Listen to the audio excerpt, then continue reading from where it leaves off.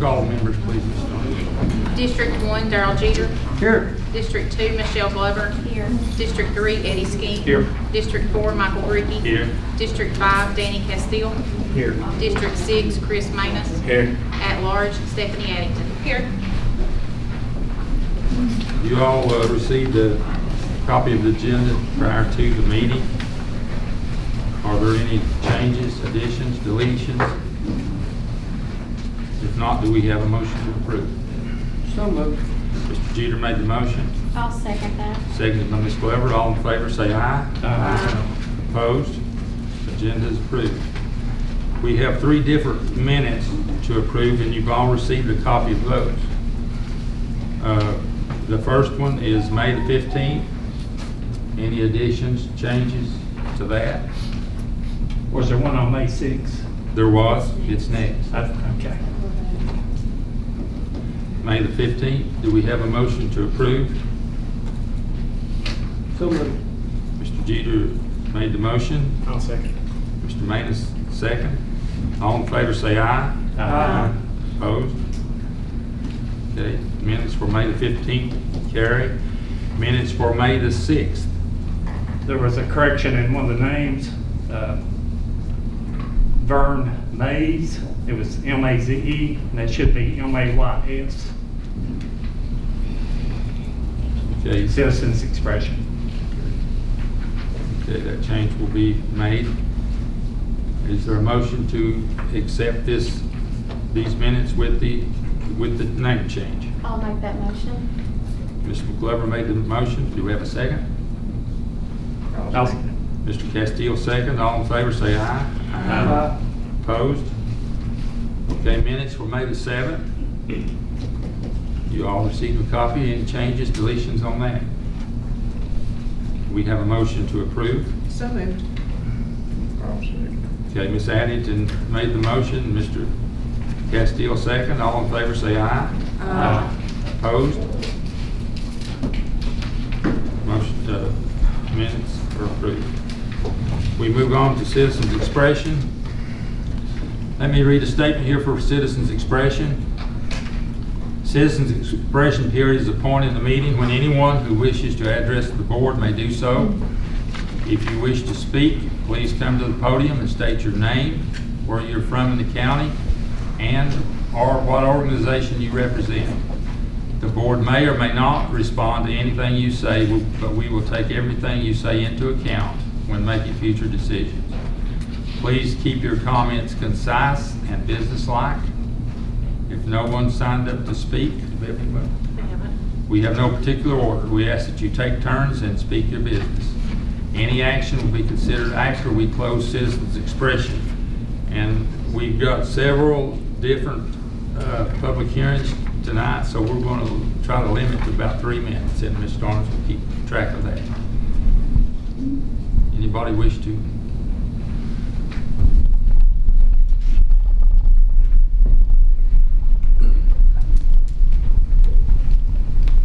So I'm not the speaker for the group, and I'm not very good at this, but I am here on behalf of Russell County citizens.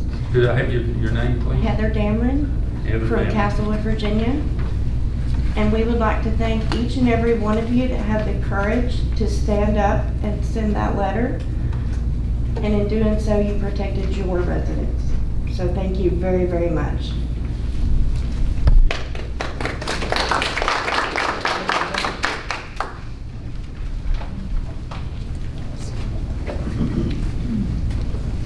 My name is Peter Sabatino, 901 Antler Springs Lane, Fort Blackmore, Virginia, 24250, Scott County.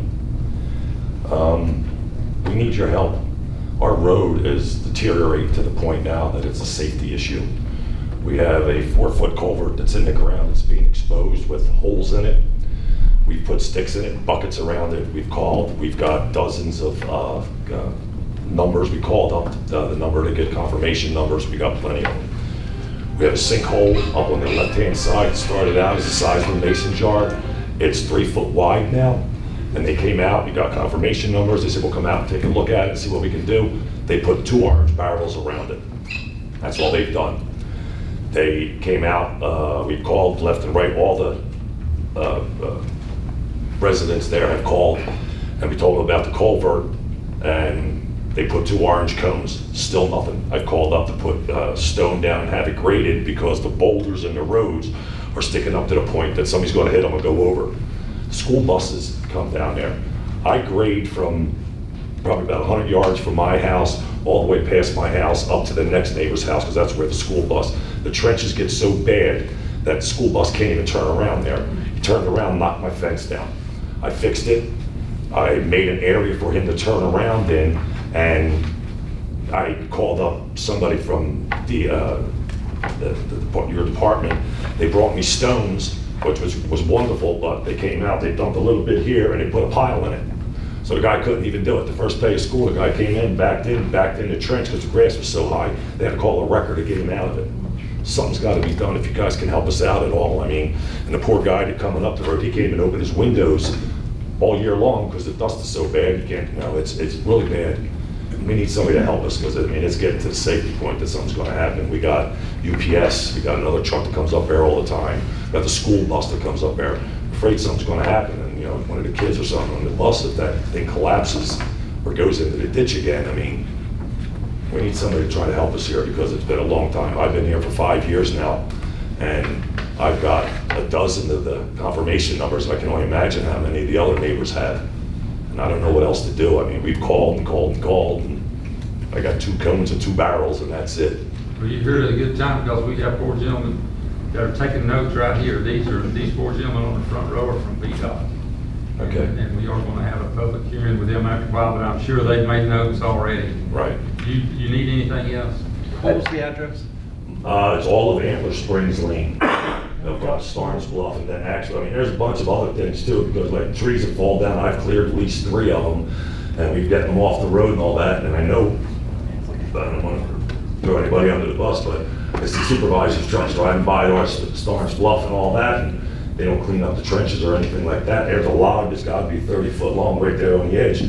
So if 2 trucks go by at the same time, I mean, We have your somebody's gonna get hurt. information, we have your information in here, Mr. Sabatino. We will, assure you, someone will contact you, got your phone number and everything tomorrow. okay. To And the talk only to other you. thing, if they're going to try and do something, if there's any way that they can contact us, because they're going to have to open that road up, and I have lots of doctor's appointments, and if they're going to do it, I have to change it so we can get down out of the road. And there's an elderly woman that lives there too, and I'm sure she needs to be able to get in and out of it. And one of the things with pipe, whenever it seems like sometimes it don't do anything, but we have to get environmental clearances, and I suspect that our folks may be working on getting environmental clearance before they can do the work. But we will get Oh, I'm information, sure. and then we will get with and fill you in on that. and I just update. thought I'd bring it to somebody's attention because the Okay. school season's over, and if it's getting this bad, I mean, the pipe's actually getting exposed now, so I mean, that's not good. We will, we'll get you an update. So Appreciate you. Thank you for your time. Okay, I'm back. all right. Peggy Tice, Snowflake Road. And I'm here to complain again about Snowflake Road. I'm going to just make it short of what he said. We've got speed bumps, we've got bushes, we've got potholes, and I counted over 100 potholes on 3 miles. Some of them are real deep, some of them are smaller. And I've called VDOT, and I called back in February, and my ticket number was 1895499. They never did get back with me on that one.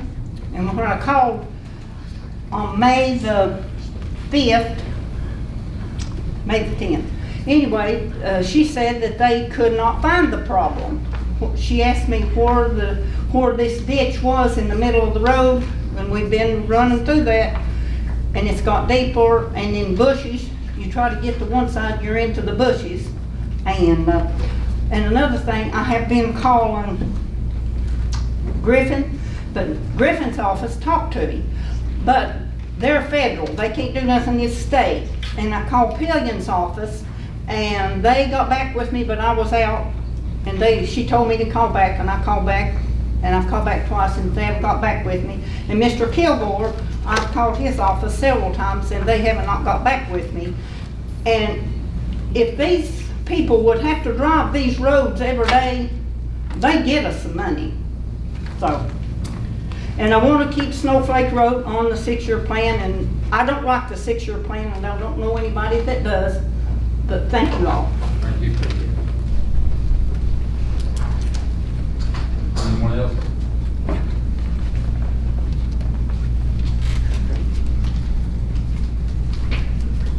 Hi, Mr. Bricky. Hi, everybody.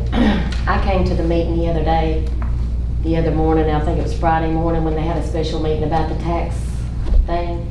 It was a closed meeting. Well, it wasn't a closed meeting, but they didn't have public comment, and I wanted to print out the law for people. I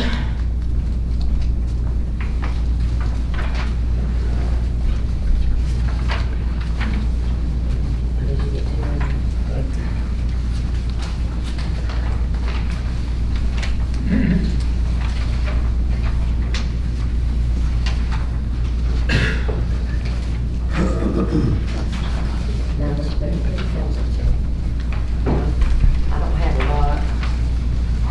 Not where I could, yeah.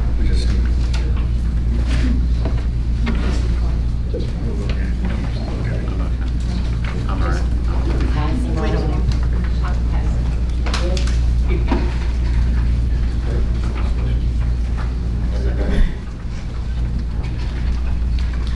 I FOIA requested emails from January until May and reviewed the emails, and they've been CCing Frida and every board member. And I'm sure that not all board members are aware of this, but CCing emails is illegal. It's breaking open meeting laws. They're also breaking sunshine laws, and I wanted to make everybody aware of that. Thank you for your time. Anyone else?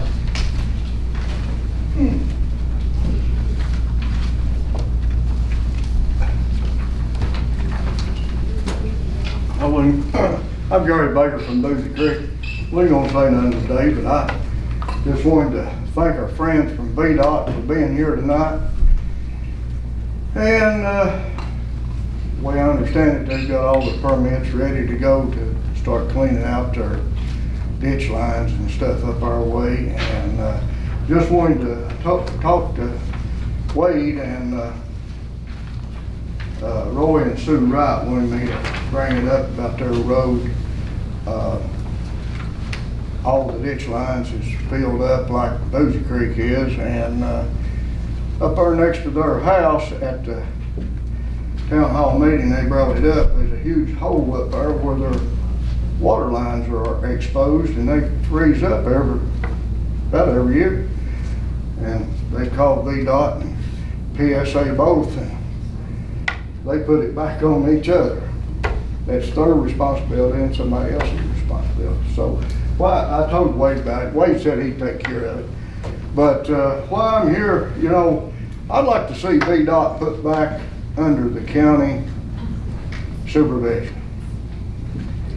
You know, Kane took it out of our jurisdiction back in the old days, and while Youngkin's in there, I'd like to see you all write Youngkin a letter and put it back the way it was when old Arch McMurray and the rest of them boys was in there, and they kept our roads, all the roads in Scott County. They might have not all been paved as some of them talking about, but you know, they kept them in good shape. You could pass and get around them. But nowadays, there's holes everywhere, but I feel sorry for these guys. They ain't got the money to do nothing with, and they sure haven't got the help. And there needs to be some changes up in Richmond. Instead of these social programs, they need to be taking care of the illegals. They need to be sending this money back to VDOT. And you know, y'all was talking about, Mr. Kilgore was talking about putting a big hotel down there at Weber City. What are they gonna do, fill it up with illegals? I mean, really, Mike, what are we gonna do here? We need manufacturing or a big Walmart or something down there, or a Sam's Club or something. Something to bring in some tax revenue. And I saw in the paper now where Frida put in there that it looked like he was gonna leave your real estate 77 cents, but she's gonna raise your personal property a dime. Well, have you all got the final figures from the commissioner about, has she brought in all the automobiles? They should have been brought in early May, and here it is June. I don't think they've been brought in yet. And if they ain't, then they need to be, before you all make a decision, you need to get that exact figure and have her on the money before you decide to raise taxes 10 cents. All right. Anyway, Appreciate it. I'm done. Thank you very much. Thank you.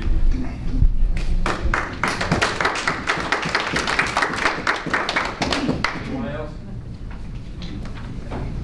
We'll end public expression and go on to special use permit. David?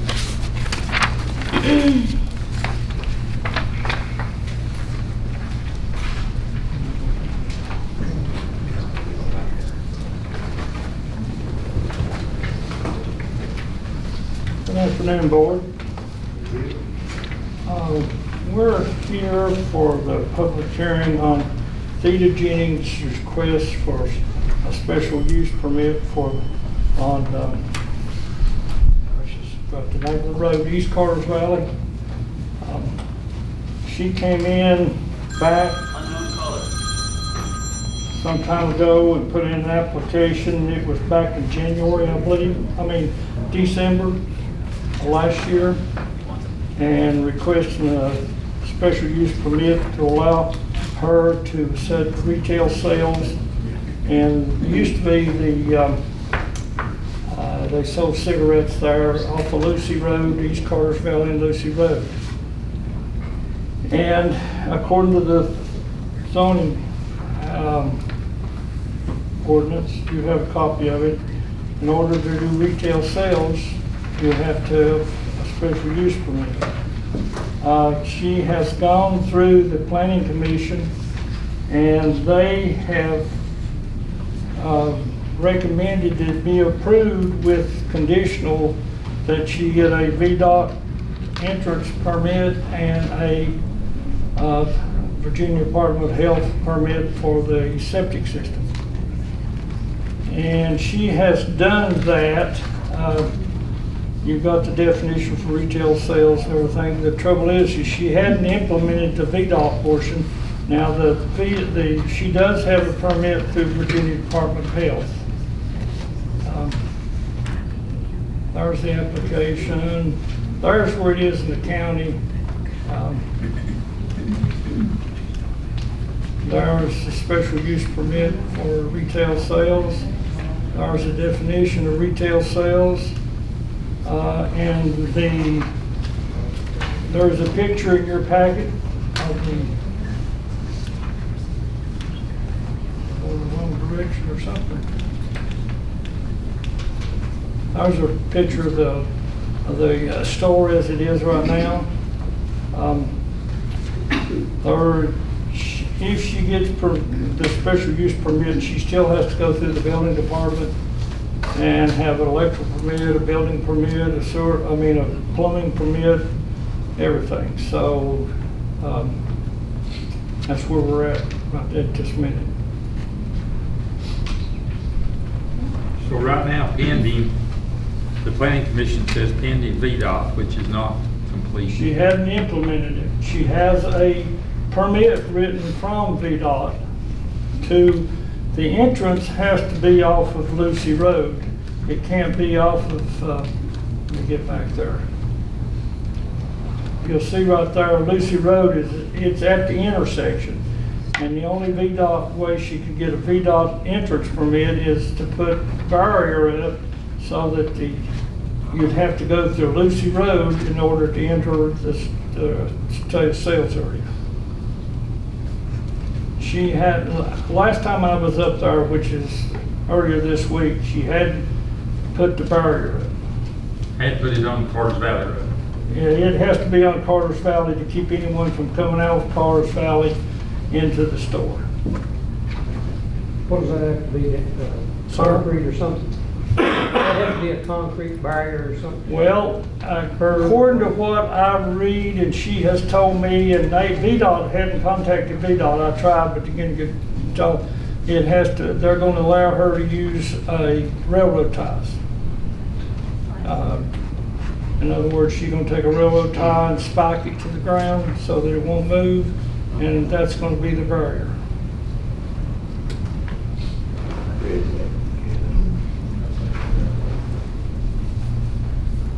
She'll have to have a tax ID number, won't she? Or Tax ID number? she has to go through Virginia Taxation Department and get a tax ID for retail sales. I don't have anything to do with that. The county has no sales tax enforcement, so it all goes back to Virginia Department of Taxation.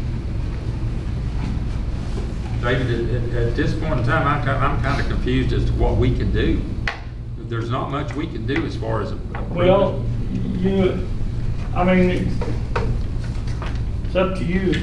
It's a conditional, and part of the condition was getting a VDOT permit. She has the plan, but she hadn't implemented the actual permit, which is the barrier. If I may speak, I'm Theda Jennings. The man from VDOT came there and he showed me exactly where to put the entrance. And I paid the $250 fee and got his permit. And he also gave me the measurements of how far from the center of the road and everything. I have all those notes down in a notebook. And he said that I had up to a year to put that barrier up. And I was waiting until I got a little bit closer to being ready to open. And I hope that everybody knows that it's not my idea, that it's required by VDOT. And I'm also going to put reflectors. That I wasn't told to put reflectors, but people, because that's coming around a curve, they've come on over farther than the actual road for years. That's the way they're used to driving around that curve. And I've been real concerned that that barrier would cause a wreck. But I am going to erect the barrier, but I'm just waiting until closer to time where I'm ready to open. Any questions of David or Ms. Jennings? Any questions? Would not having this special use permit prevent her or prevent you from going any further with it? Oh, I'm sorry.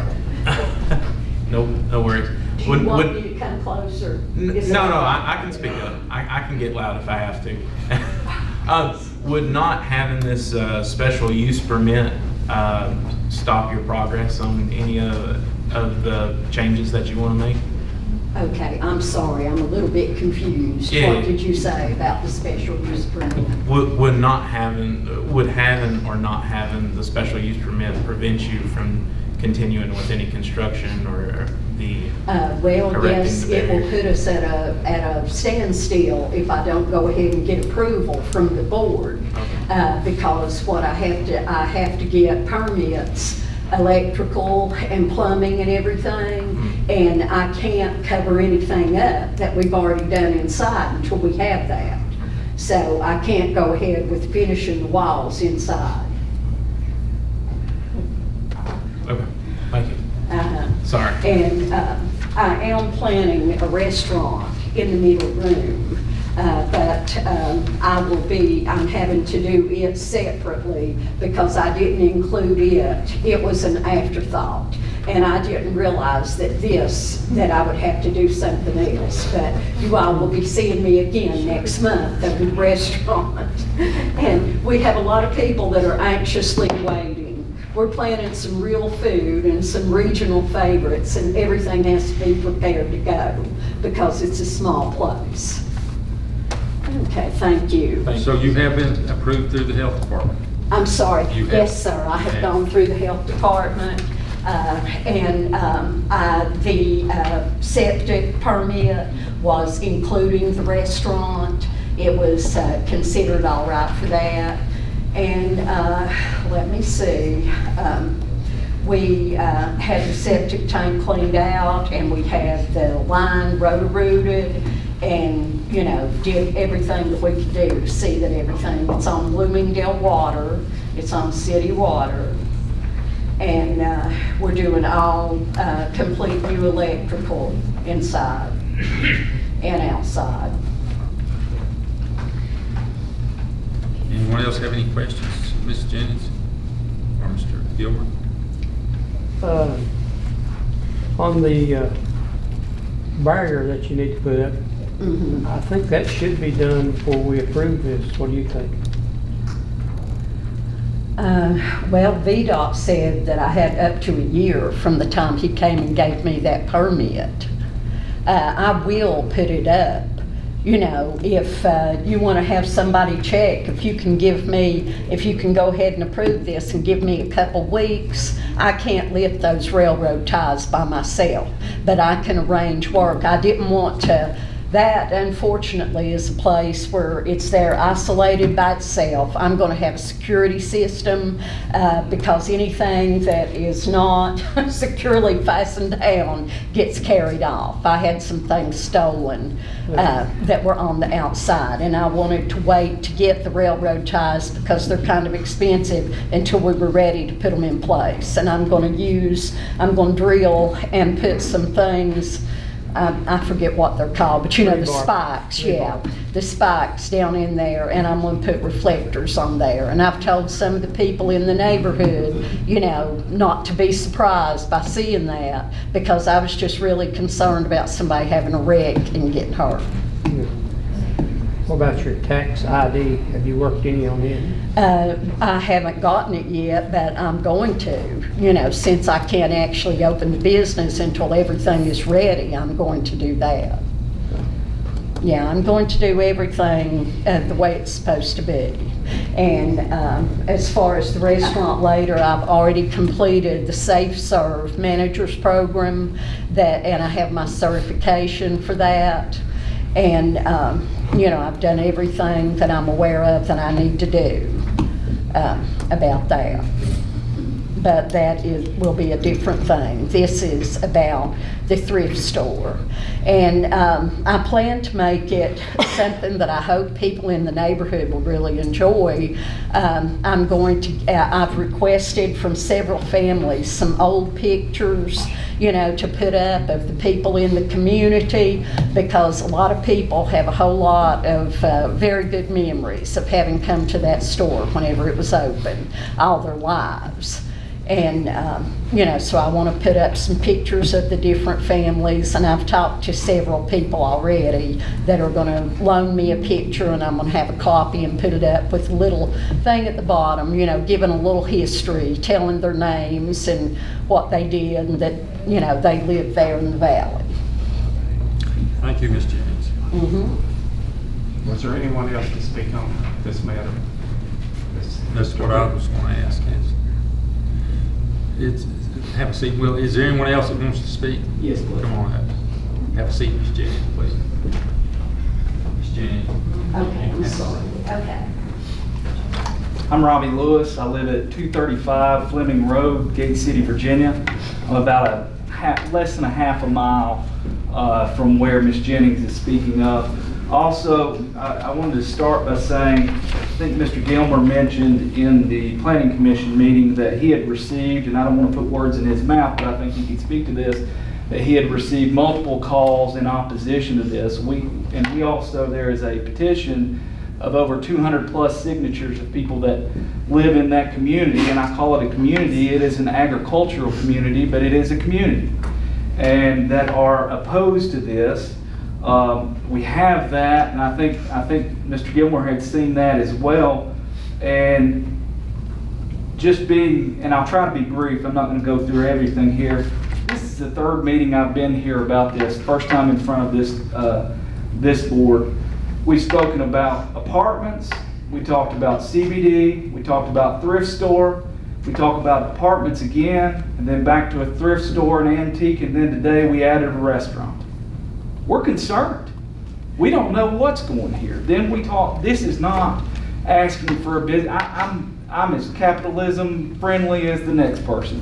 But we're not talking about Main Street. We're talking about a community where people live, people are farming, people are going through there. This is, if we're talking about putting this in a neighborhood, all of us know this would never even be talked about. But I understand there are not deed restrictions necessarily in an agricultural neighborhood, but zoning and planning mentioned they denied one special use permit. My thought is, shouldn't special use permits that are not of right be scrutinized heavily, especially when we're talking about within a community? And then the question was raised, and Mr. Gilmore had to answer that as well, was raised in the planning and zoning meeting, that she could change to whatever she wanted to include CBD if the retail special use permit were approved. Mr. Gilmore said that's his understanding. So at this point, and then to go beyond that, let's say, because there was also mention of, one time there was mention of trying if the property sells. Then if the property sells, does the special use permit follow that? And then I would imagine if it's already approved for special use, the next person could stroll in there and get whatever they wanted to. Because we were talking about CBD and marijuana type stuff, and I realized Ms. Jennings mentioned she didn't know that was illegal or anything like that, and once she figured that out, she went a different direction. But we've gone a different direction every time we've been in here.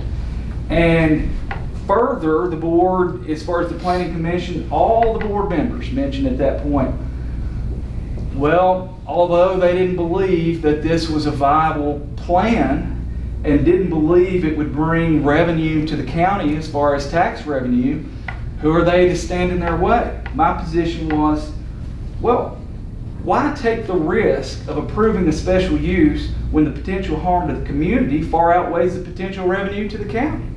That just doesn't make any sense to me. Once again, we're not talking about Main Street. We're not talking about anywhere downtown where businesses are already at. The closest business is over on off of at the end of the road there, as far as East Carter's Valley, probably by Jack's Market, what everyone knows. That's the closest one, and that is obviously the traffic pattern's completely different.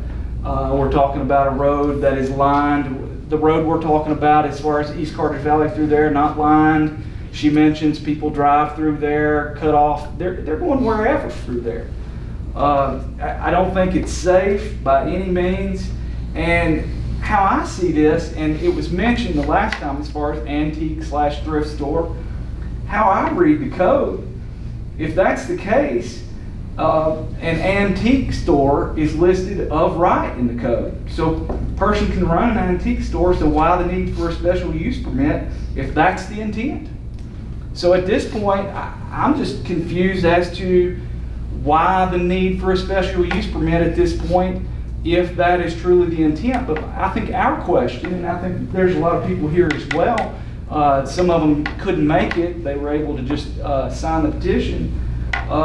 But I just don't see the need to go that route. And if the special use permit is granted, like I said, we just don't know where this is going. And I don't know Ms. Jennings. I know she mentioned at one point this is a family feud between other people in the community. I don't know her. I've lived there for 16 years. My understanding is that Ms. Jennings, from what I'm told, lives in Hawkins County. I don't know that. So I live in the community. These people live in the community. With what will go on with the community, we are the ones that have to deal with that. So I'll keep it brief to that, and I appreciate your all's time. Thank you.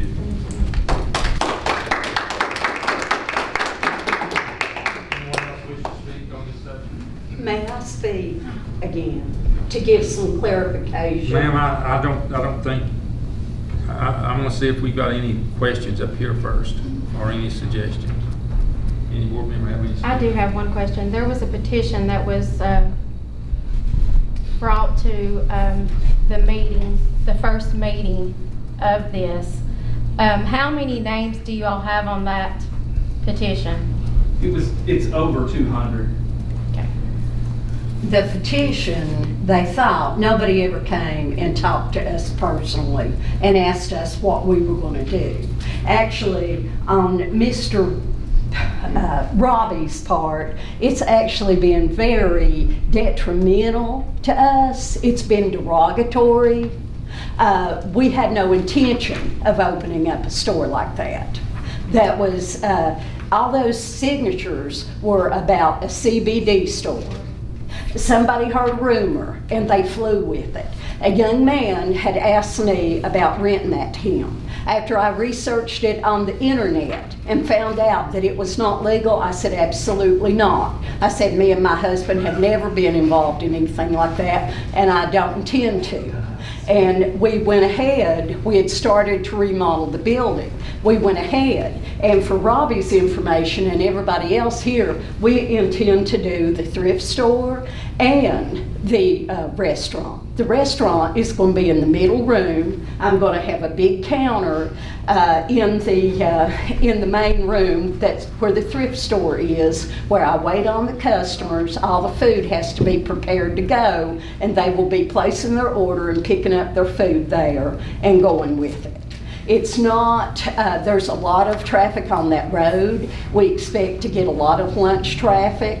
There's been a lot of people that are anxious for it to open. There's been a lot of people that felt like that was a great idea for turning that into a thrift store. And we're not just going to offer used merchandise or antiques. There'll be some new merchandise offered as well. And we're in the restaurant. I plan to offer some regional favorites so people would be able to get something besides a hamburger and French fries. Everybody was looking forward to that. And I don't know why he's so disturbed. I don't think, it's not like we're going to have bumper to bumper traffic. I hope that we'll be popular, and I hope that we'll be that we'll have enough customers to make it worth our while. But and as far as him talking about us living in Hawkins County, that's true. We do live in Hawkins County, but we lived in the county right there I lived there after I was married for about 40-some years. And my husband had lived there all of his life until we lived in Greene County due to his work for about 5 years, many, many years ago. But we are resident. We own a lot of property. We own the farm that's all around the store and on the opposite side of the road. And some of these people are so upset with us because we don't allow them to hunt on our farm. Thank you, Ms. Jennings. I think we've heard. Okay, yes, I'm not going to get real involved in that, but their comments are not legit. And I don't think there's going to be so much traffic. I think Robbie's concerns are sort of misplaced. Thank you very much. But for clarification, we are doing the restaurant and... Or do you have any thoughts? I'm sorry. Do you have any thoughts? Could we postpone this indefinitely until we hear from VDOT, the tax ID, and special use permit if possible? And control Mr. Gilmer to let us know when something's done on that. Is that good? Yes. I would at least like to see the barriers up. Okay. I think we also need to make, we need to get better pictures because this right here does not. Show it. I went and took pictures, and you've got a curve that's coming around right there that we can't see, and we really need to look at that curve because where Lucy comes out and then you've got the business location. When you come out, you go onto the road, which is East Carter's Valley, you've got a curve that goes there. I think we really need to take better pictures also. Because to me, there's a safety concern. Do we need a motion to postpone this or just? Postpone it? No, you don't need a motion. Is everyone in favor? Okay. Let's just postpone it. We'll postpone it indefinitely then.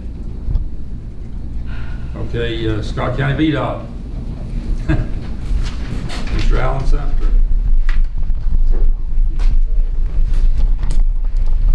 Okay, I'm here tonight in two parts. The first part is to speak regarding the update for the secondary 6-year construction program. This is the annual update that we do each year. What happens is that we have a funding program that consists of for 6 years. And each year we update the program based upon the funding that we have. Scott County typically receives somewhere around $1 million in funding.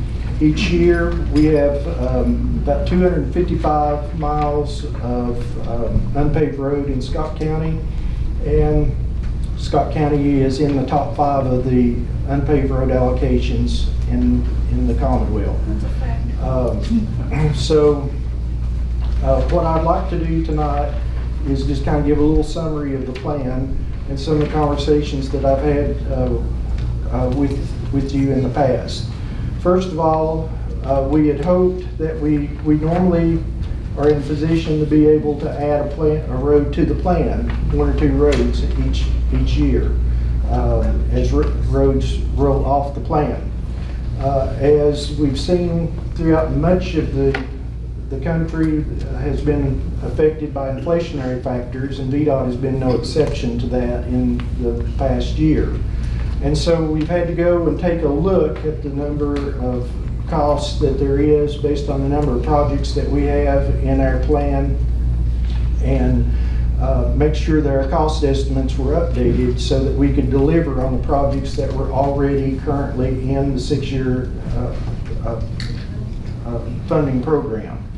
When we did that, we spoke with Ms. Starnes and made her aware that this year we're not going to be able to add any roads to the program, but we also mentioned that we had used up all the roads that we had on our priority listing that we normally choose or pull from to add to the plan. And I think that that's something that maybe perhaps you all have been working on, is updating and getting a new priority listing. Do I understand that correctly, that you all have been working on that some to have for the future to add roads in? So we have several roads that are pretty far along. I'm pretty confident that next year we will be able to come back and add some roads to the plan. Hopefully, again, unless there is, some unknown astronomical inflation that occurs that none of us here are aware of. I'm sure you all deal with that with in your all's budgets as well, with trying to deal with those things. So if I can, real quick, I'm going to run through the roads that are on the plan and give just a little update as to where they are. I don't know if you all have a copy in front of you of the plan, not my report, but the plan that's there. It's on the tablet. It's on the tablet, okay. Just in case you want to follow along. So the first road that we have actually listed on the plan is actually complete. It's 753 Beeline Road. It has been paved. The reason that it got caught on the document is because it's awaiting financial closure, and it's almost like a glitch that it gets put on the report, but it has been complete. 657 Greens Chapel will be paved in the coming weeks. Gillenwater Chapel, Route 681 will also be paved in the coming weeks. We have the federal land project that's the High Knob Capital Improvements. We are working on that one. We may have to adjust the add date on that one just a little bit, but that will be built with state forests as well. Angood Cooper Road, Route 689, that will go to, I think that one, there's one section of that getting paved this year, and then we also are going to begin phase 2 on that roadway later this year.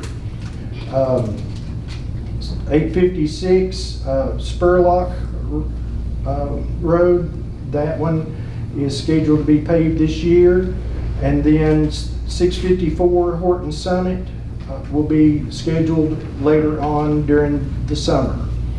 Eaton Hill will be another one that we will be working on to start later this summer. And then we move into the to next year's program, and the first one on there is Route 660 Obies Creek. We move into the next year, Turkey Lick, Route 641. Then we next have in 2026 Fowler's Branch, Route 697. We have Route 716 Chestnut Ridge. That will be in fiscal year 2027. We have Route 892 Pippin Lane in 2027. We have 895 Fallon Hollow Lane. That is also shown in 2027. Route 650 Fincastle Road. That one is in 2028. Route 821 Quail Run Lane. That one is also in 2028. 659 River Bluff Road. That is phase 2 of that. That one is in 2028. 659 River Bluff Road, phase 3 in 2029. Then we have another section of Beeline Road, 624, that is listed in 2029. We also have there we had a project that was left off by mistake as far as on the document, but it will be paved this year, and that's Newland Hollow Road, 707. That was just a glitch that it wasn't in there. And then we have 671 Snowflake Road, phase 1 is listed as 2030. And then 669 Mineral Hill Road is also showing funded in 2030 as well. Part of the program also is that we have funding that goes to a percentage, small percentage that goes to countywide rural additions that can be used out of the Telefee funds. And also we have money that's allocated for transportation services that we use, like if we have any kind of studies or anything come up to consider for roadways. So that is a summary of what's in the plan. Something, again, to just kind of point out and remember is that we have these projects set on here that when they receive the funding, we start them during that fiscal year. We don't always finish them during that fiscal year because some of them, the length of them, they carry over through the like into multiple construction seasons, and so they take a little bit longer sometimes to get accomplished. But once we get them into the plan, it's not our intention to do anything other than carry them forward to the construction in the time that the funding comes available. So that is a summary for the roads and the program that's presented. And so now, Mr. Chairman, I guess the public can comment on it. Yes. Okay, thank you. May I speak again, Bruce? Ma'am, we're finished with that tonight. We're finished tonight. Is there anyone who wants to speak on VDOT? I need to speak about VDOT. On Road 990, back in the winter, just after that bad snow that we had, they came and they moved the end of state maintenance sign. The state maintenance sign had been up past the 2 homes that we have on that road. It had been up past them, and we had given them the land to fix a turnaround there at the end of the road. And back in the winter, they came and moved that and said that it had been up there by mistake, and it was up there for 25 years. At least 25 years, ever since that road was paved and was taken in by the state. And that puts us in quite a bad position because we have 2 homes right there on that street and it's on a hill. And that means that whenever it snows, that part is not going to get graded. I'll have to try to make arrangements with someone. We have those properties rented. This affects 3 families. And plus it makes it easier for the people that live on up the hill to get on up the hill. And I wanted to see about having that end of state maintenance sign put back where it originally was. Okay, I'm sure they made notes on that and we'll check into it. Thank you. Is there anyone else? I've got property on Come up if you would, please. 652 in Ryan Cove. And 652's been hardtopped on both ends of the road. But in the middle where everybody lives, it's not hardtop. Why didn't they ever finish the road? It's a dust bowl there for the folks that live there. You know, put some pavement down or something to keep the dust down. But it's never been finished. What's the name of the road? 652. Cox's Chapel. And he knows what it is. Now, I'm gonna say it's probably a couple miles, and they probably ain't the 2 houses where it's been paved. And then where the houses is really at, a lot of them's closer to the road, and they're nice places. That never was paved in the middle. It didn't make sense to me. They should have started on one end and went through by the houses, where the houses was, instead of paving it on each end and didn't ever pave it in the middle. And it's really a dust bowl there on it. Now, some houses is pretty close to the road. Well, one thing I can say is, you know, if I didn't mention the road as being part of the plan now, Right. then these are things that you can take in consideration when we do get, like next year, to consider adding a road onto the plan. I put that one on the plan Okay. this year, and Okay. I didn't see it ever touch it. Well, like I said, we're not able to add Right. any there, and so that your priority list will be where that you put it in there, so that then when we add next year, you'll have roads to choose from to add to the plan. So, okay. Anyone else? On the VDOT 6-year plan? Anyone else? We'll close the public hearing for the VDOT 6-year plan and open a public hearing on proposed budget for fiscal year beginning July 1st, 2024. On this. So We would ask if you would, to make a motion on adopting the plan here at the. Okay, all right. So we need a motion to adopt the VDOT 6-year plan. I'll make that motion. Mr. Manus makes the motion. Did we have a second? I'll second. Okay, Mr. Skeen second. All in favor say aye. Aye. Opposed? And the VDOT 6-year plan is approved. VDOT is scheduled to be on the agenda later on. Okay. And now we go on to the third part of the public hearing. It's the proposed budget for fiscal year beginning July 1st, 24.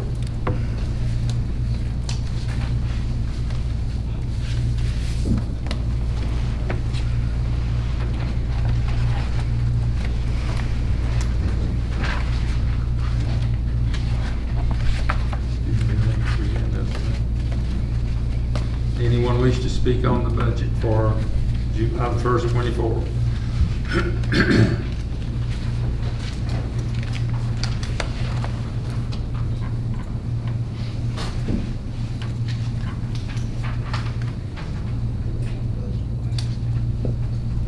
We'll close the hearing on the budget for the fiscal year beginning July 1st. We need to take any action on that. And now we'll move on to. Are you going to be taking questions or comments on the budget? Other than the public? Sure, go ahead. Okay, Mr. Baker asked about the assessed values on personal property on the snapshot, the date that was taken. Is there a date on that? Is that current? I'll have to look and see what the exact date was, but it's when we started working on the budget. It's been that way every year. If they take a snapshot of January, it's good through the end of the year, is that how it works? I don't think it's as early as January. I believe March, but I would have to check my information from Ms. Tiller to make sure that date's correct. I did have a couple other things on the budget.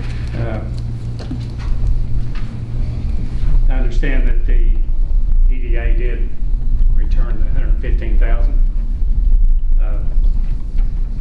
Mr. Manus, I think, attended a school board meeting or met with some of the school board members in regards to the asked amount of $1 billion.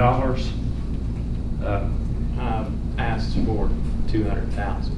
I mean, their ask from us was about $1 million. Okay. I just wanted to make sure. And we had suggested, I guess, 800,000, pulling back 200. Can you kind of go into a little bit about your presentation? It wasn't really a presentation. It was just reaching out to Mr. Ferguson, and he took it to his board. Doesn't appear that they can find a place to find that $200,000, and that's kind of where they left it at. I'll remind the public that the $1 million is taxpayers' money. It's not school board money. And the 200,000 was, we all had some discussion here in regards to the Tennessee students and lack of tuition. So that was discussed, and that's why we kind of came up with the number of 200,000. We suggested they just allocate wherever they needed to adjust for that, but based on what you said, they did not want to do that. Okay, and we will be discussing this at our final budget. Okay. The other thing I wanted to mention while the public's here is the Scott Services program. That's the inmate program for work release. They have a balance at last meeting of about $337,000. It's not their balance. My understanding is from Mr. Kilgore, it is Scott County funding. It's not something they control, we control. But it's just wanted to let you know that that is, as far as I'm concerned, on the table to be added back into our budget. And I guess we can discuss that at our final budget meeting.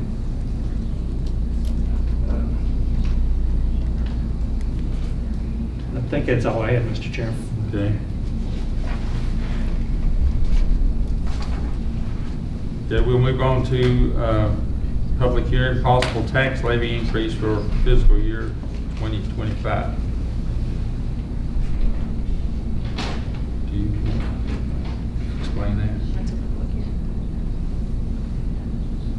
The rates, it's on your tablet, the advertisement that was put in the paper.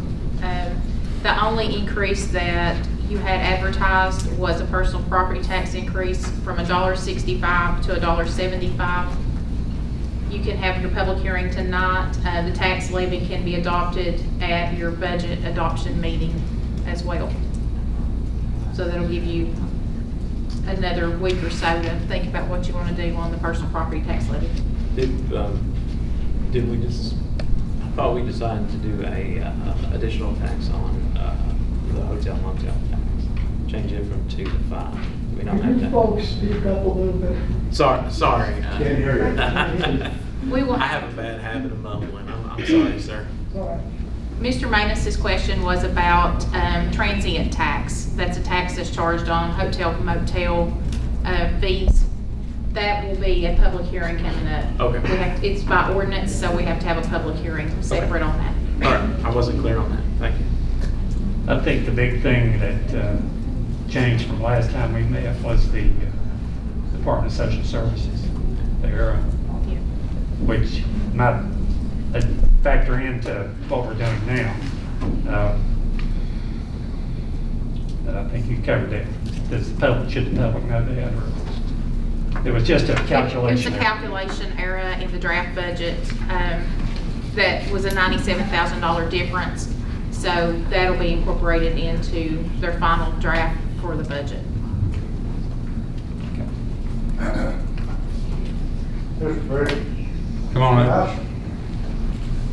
I don't know if y'all understood what I said. A few minutes ago, you can't make a true decision on personal property unless the Commissioner of Revenue brings them values from NADA and multiplies it times $1.65 and then gives you the correct amount. If she gave you what she had from last year, that ain't gonna work. She should have already had them, I don't know what the holdup is, but should have had them values already too. And you can't make a true decision on that personal property unless NADA or whoever you all got to do the values multiplies that times $1.65, then you'll know exactly how much money you need to raise instead of guessing at 10 cents. Thank you, sir. Ms. Starnes, would you like to address that? That's like a question with me. I will get the answer for you. Any other comments? I do, sir. Okay, come on in. Okay, I'm Susan Jesse. I'm from Russell County. My husband owned property in Scott County. Had no idea that y'all were looking at raising taxes. Don't understand why you are. Really don't. You've got a county attorney for you all. You're paying her $200,000 a year. I don't know anybody in Russell County, Wise County, Washington County, where their attorney is making $200,000 a year for the county. Remember, you're talking about real estate taxes? No, I'm talking about personal property taxes. I think we need to look at our budget again, see where our money is going, instead of raising taxes on all these people. And I'm sure there are farmers here that farm, because I farmed in Russell County. I know what it is. It's hard to make a living farming. It's hard to make a living doing anything these days. But yet, you want to sit here, you want to raise their taxes, and they can barely buy groceries, they can barely pay for their prescriptions, they've got children they're raising, trying to put through college, and trying to give them a reason to stay in your county and build your economy. Raising taxes is not the answer to this. You want your younger generation to stay here, to love it here. Southwest Virginia is beautiful. Scott County could really boost their tourism if they would just look. I come down here a lot. I go to Little Stony. I go to the Devil's Bathtub. It's unreal, the people out of state that comes down here to just Scott County alone to hike to the Devil's Bathtub, to go fishing in Little Stony. You need to grab what you've got and run with it, because raising taxes in this county is ridiculous. It's uncalled for. You don't, I feel like you really don't see the big picture that's in front of you. You've got a golden opportunity here. You do. I don't know if you all love this area, but I do. I love Russell County. I love Scott County. I love all Southwest Virginia. And if we would boost our tourism, younger generation, that's what they're getting into. They love to hike. I kayak the Clinch River. I canoe the Clinch River. I get in it in St. Paul. I come all the way down to Spears Ferry. We've done it time and time again. We stop and eat in Scott County. We even camp in Scott County. But I feel like you do your constituents wrong when you want to raise their taxes. I really don't think you. They trusted you.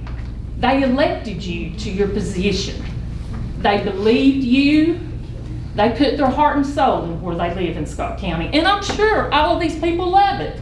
They wouldn't want to leave Scott County or they wouldn't be here. So I really, please ask, please think about the taxes. Just please Focus on what you have here in this beautiful county. And Scott County has a lot of beautiful places. And I think if you all would just open up your eyes and see, taxing these people is not the answer. Spending the money for other things like tourism, getting local businesses started that will draw people in. You've got a lot of potential with Scott County. You really do. And I think if you all think about it and put your heads together and talk about it and come to understand that the younger generation is what is going to keep this county going, or they will leave and move out to other places. I'm watching it go in Russell County right now because we're dealing with the landfill. They're leaving every day. Nobody will buy a house. Nobody wants to start a business because of the potential of a landfill. And I don't blame them. I wouldn't either. But if you start raising taxes in Scott County, you're not going to have people coming in. You're going to have people leaving, and then when they leave, who is going to pay the taxes? You'll have businesses gone, you'll have people gone, you will lose everything. So you've got to make a decision. Either we raise them and we go in the hole, we lose everything. Or either we try to help this county pull in people from other places instead of trying to keep them out. I cannot grasp that. For the life of me, I cannot. So thank you for your time. I really appreciate it.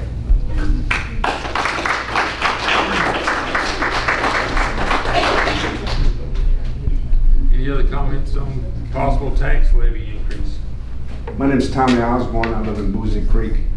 And the last budget meeting that I attended, there were at least two gentlemen that work in corporate jobs that offered to volunteer their time to serve on a committee, maybe for economic growth, because raising taxes, okay, every year, this is this fiscal year, what are we going to do about next year? The same thing is going to happen again, and you cannot default to automatically saying a tax increase.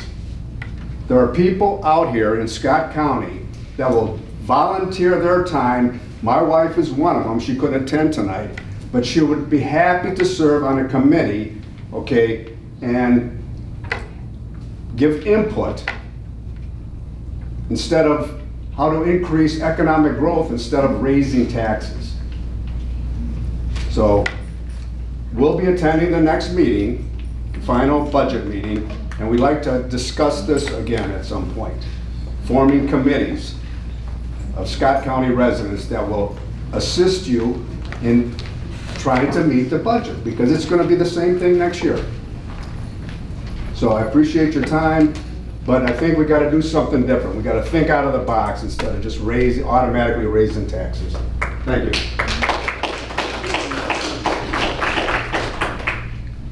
Anyone else to speak on possible tax levy increase?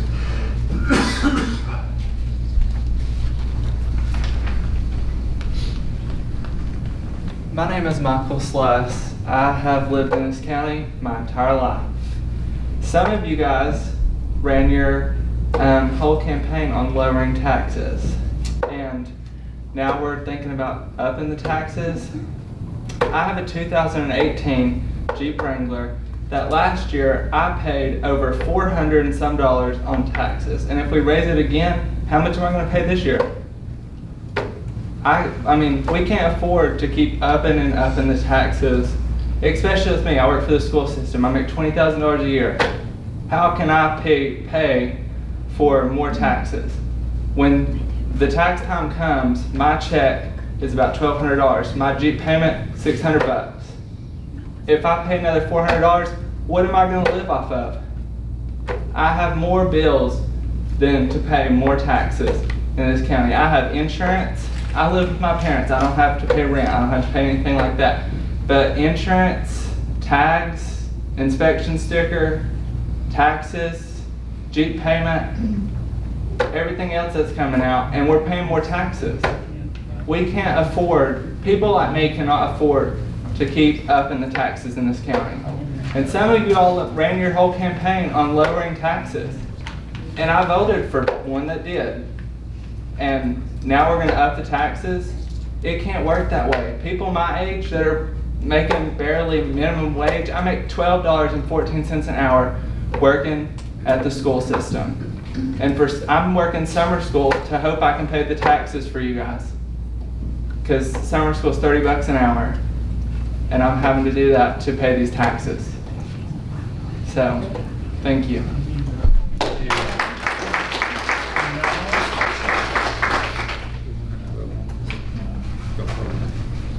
Anyone else? We'll close the public hearing on possible tax levy increase and move on to unfinished business, correct?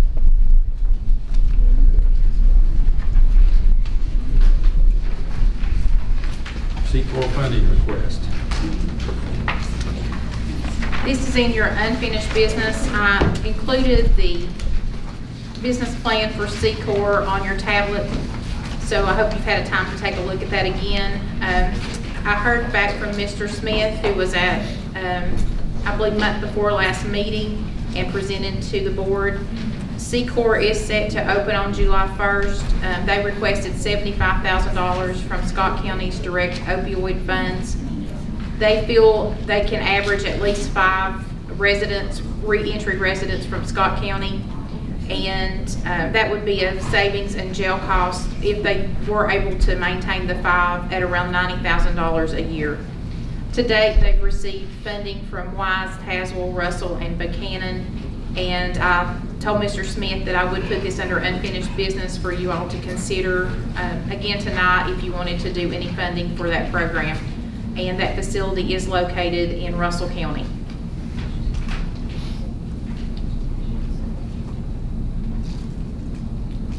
Discussion, board members? Is that $75,000, is that a one-time fee or is that a yearly fee? That's a one-time One-time fee? like a startup. Like to get a them started. startup. And that opioid money, now that is from settlement, right? The opioid fund is money that we have received from pharmacy settlements that come to the county over the next 10 to 12 years. Right now, we currently have about $160,000, so that will continue to grow in direct funding.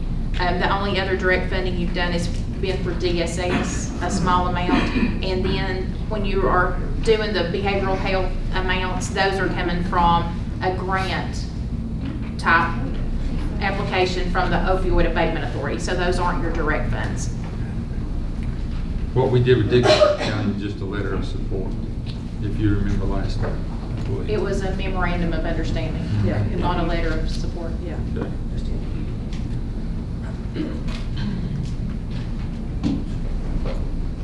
So $75,000, and they think they could annually house 5, or is that monthly house 5? That would be an average over the year, is Okay. what Mr. Smith had told me. Okay. Yeah. And that would equal out to a savings of about $90,000 Yeah. annually. Our inmate cost is a little over $47 per day. So if you multiply that times 5 times 365, it comes, I think it's 87,000 something. I suggested to Ms. Starnes that we put that as a stipulation in the agreement, or what we're getting ready to vote on, is if we had 5 people available, then they would have to take 5 people into the program.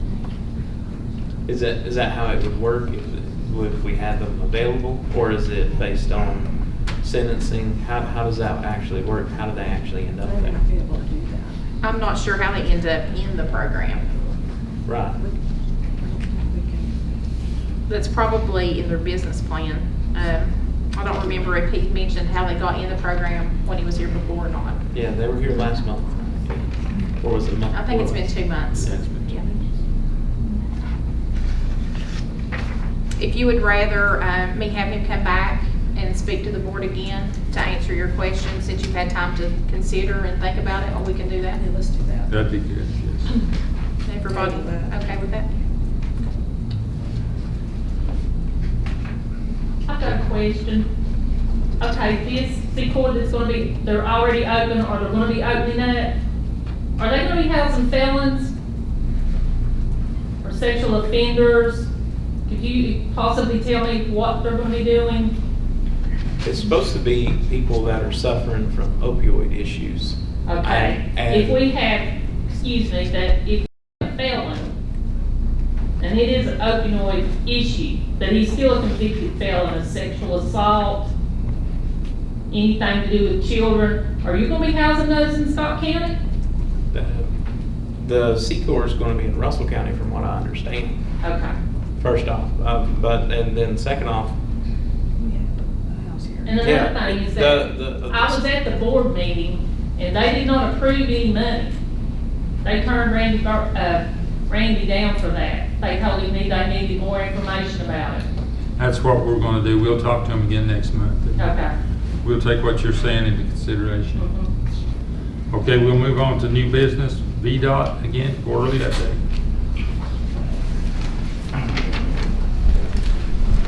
Okay, it's me again. So this portion is my quarterly update portion. I've given you a report kind of summarizing some of our big activities, things that we've been doing. We've been working on doing a lot of patching, getting ready for our paving and slurry seal schedules. We've been trying to trim some brush. We've also been working on some ditching routes that have environmental clearance, and we've also worked on taking care of some of the concerns and complaints that came up the last time. I provided Mr. Skeen some information at different times. I gave him, with his survey that he had done with the Sheriff's Department and with the school bus drivers, we've been working on a lot of those items. I've been providing that directly with him and going to keep him updated there with that. We've had quite a bit of rainy weather lately that's kind of affected some of the things that we've been doing. We've had several instances where we've had some down trees that's reflected into our work orders that's coming out. That's on your second page there. You can get a summary of that. I'm not going to spend time going over every bit of this with you. You have it there, and you can let us know if you have questions. I guess two things that I will emphasize before I stop is that everyone that's spoken tonight that's been here with concern, that's why I bring these guys with me, is to take notes and everything, and they're very familiar. They're working down here every day, checking on things, and we will check in to every single one of them and make contact with folks and get an answer to them and see if we can assist them if it's possible, or schedule, or talk with our headquarters and see where they are with their work plans to take care of some of the items that have already been mentioned. The other thing that I wanted to mention is on mowing. We've mowed all the primaries one time. The first time is complete. On Monday, we are expecting our contractor to begin mowing with the secondary roadways. They make pretty good time once they mobilize. They're going to have two different crews.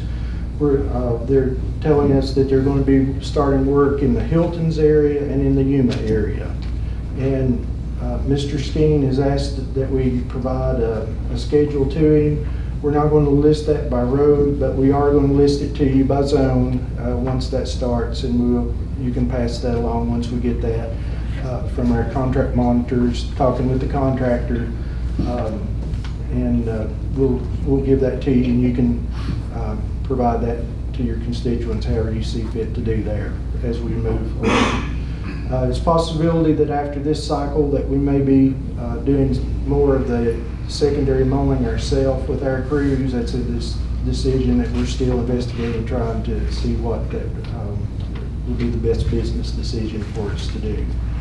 So that's pretty well a summary. I'm trying to be quick since I talked so long the other time that I was here. Okay, so if you all have any questions or anything that I can make these guys work and check I into. have a question. Okay. Was the system down earlier this morning?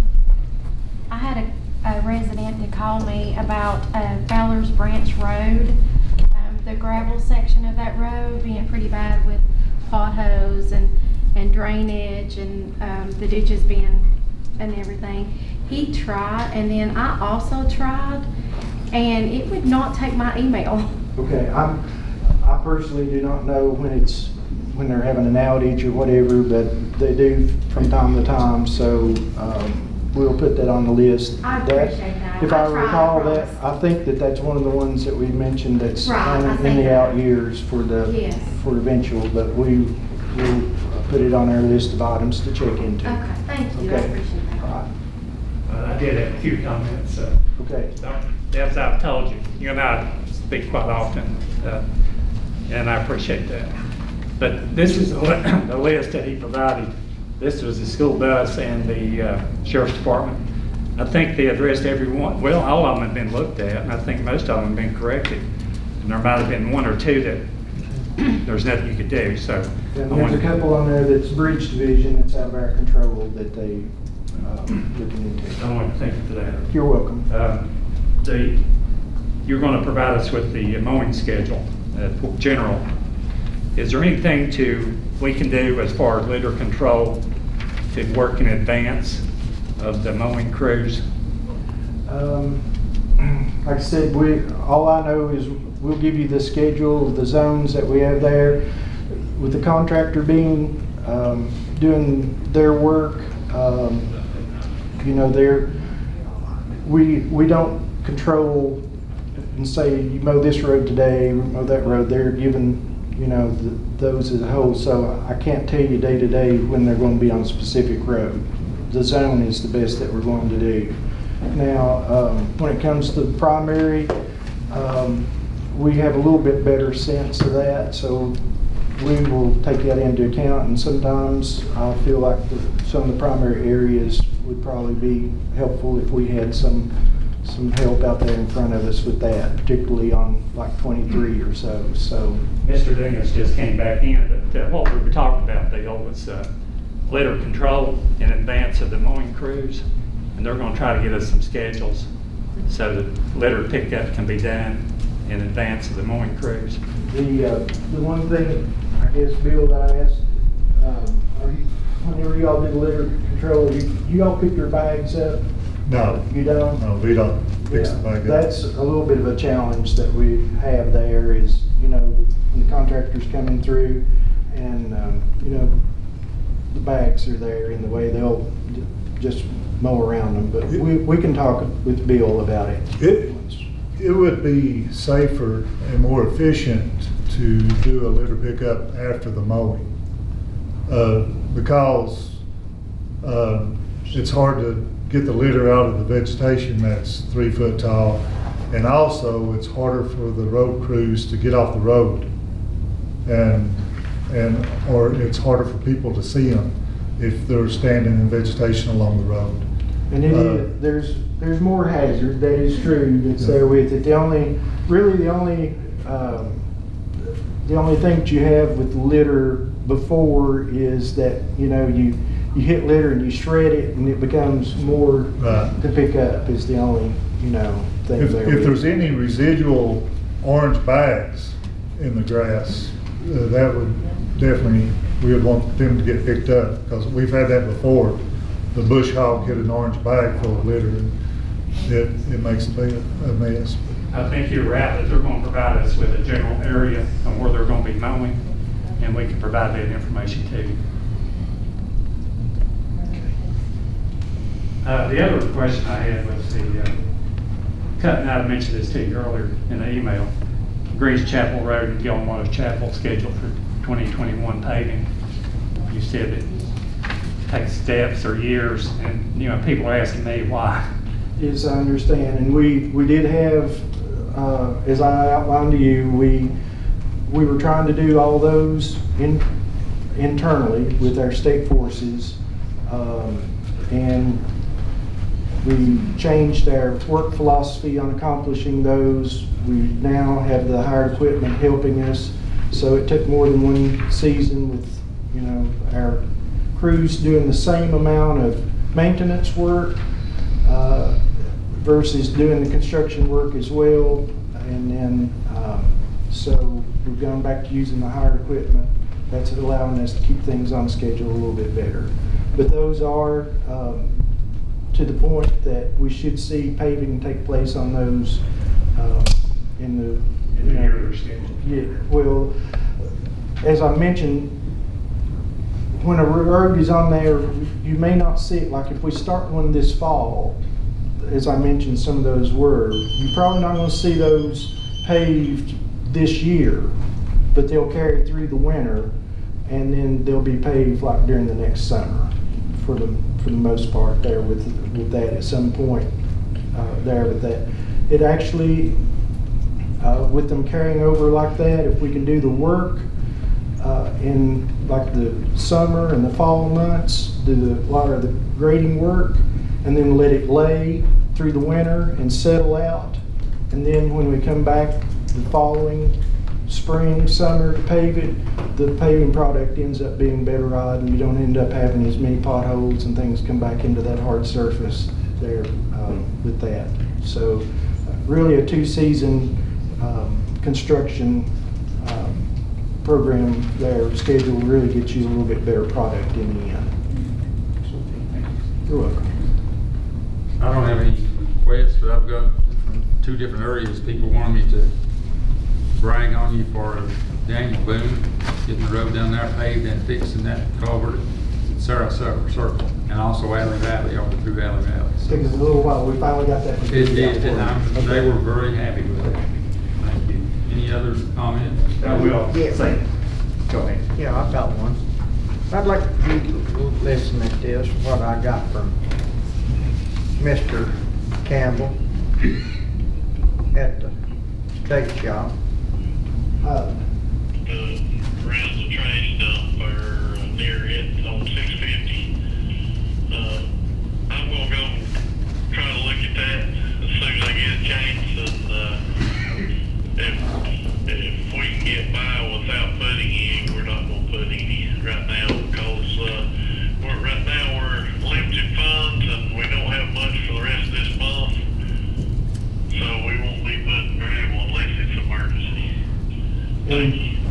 And that's true of all the time as far as that goes. I mean, what he's really meaning is that we have so many roads to take care of. We're trying to be as conservative with it as that. But if he goes out and he sees that it really needs it, then he's going to be able to, or he's going to try to schedule it. We have a budget each month that we try to do. So when he looks at his budget and he knows based upon all of his other needs that he has, what he's really saying is that if I know what my program is and what my work needs are, and if I can, I'm going to schedule it when it best fits into the overall work program for the schedule. That's what our intent is. And some of our folks are a little more polished at making that point than others, but I assure you, we talk with them daily, and that's what we're looking at. So we can spend on some of these roads every day. You stay on them constantly. Stay on them constantly, but we've got needs everywhere that we have to try to take care of. So we're just trying to spread that out as much as we can. When did it snow? When we had about a week's worth of snow? What month was that? February, I believe that. February. Okay. That road went straight in 7 days. The people has to go just maybe 40 yards from the blacktop to get to the trash cans out there in Racco. I took and asked for a load of gravel so the people could get out there and have to get up the hill to dump their trash. I kind of got run off from the Fort Blackmore State Shop. Told me not to come unless I had a complaint. Now, we didn't have them in February.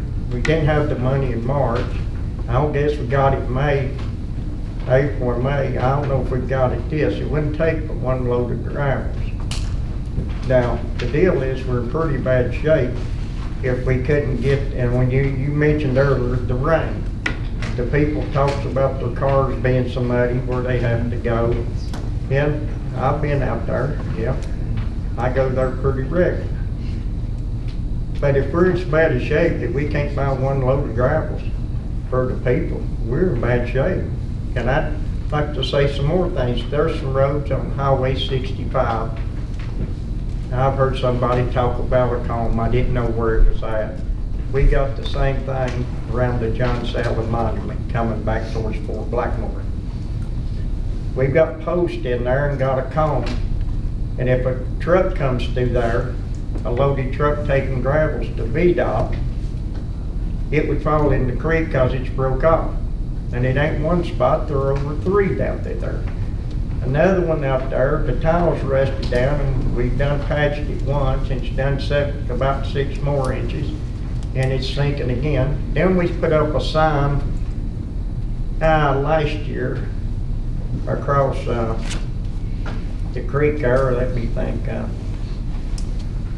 where it's at, right before you get to Rocco. We put a low weight sign on it to 27 ton that we always used to gross 80,000 pounds. I used to run a trucking company and I couldn't even get a tractor and trailer there now if I was loaded because I can't hold 80,000. Now, there's Highway 65, there's the rock trucks going to the VDOT, and the weight is lower on the bridge than what the trucks is legally allowed to haul across it. I wish you would come there and check that from the Rocco Road to down to the John Salem Monument and look at the shoulders falling off where the creek is right there. And Coal Creek is the bridge that I'm talking about, that they took the weight limit down to 27 ton now. We'll check that out, and if necessary, we'll talk with our bridge division about, see what the plan is for that. Okay, I thank you. Thank you very much. I did have one other thing. A resident on Little Duck Road did a petition in the neighborhood, and he's got 100 signatures. And it involves the Highway 71 Little Duck Road intersection with a line of sight hazard. And I did have that petition tonight. Anthony Odell did prepare this, and he said he got to meet all the neighbors, so he had a good time with that. But should I present that to you, or? Yes. Okay. Thank you. Thank you.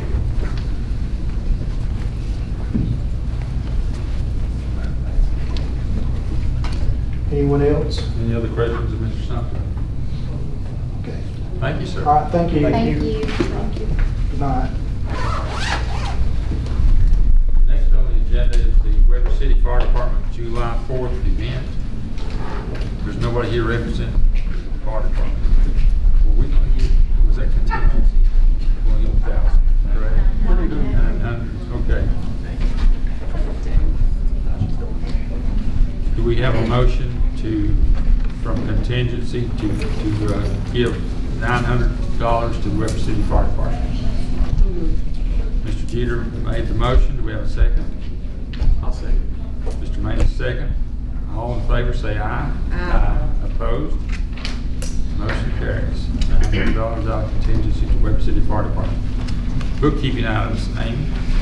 Please appropriate $756.43 to E911's dispatch vehicle and powered equipment supplies 1000-31400-406009 for an insurance claim received and deposited at the treasurer's office. And appropriate $7,839 to sheriff's office conferences and training 1000-31200-405540 for reimbursements received and deposited.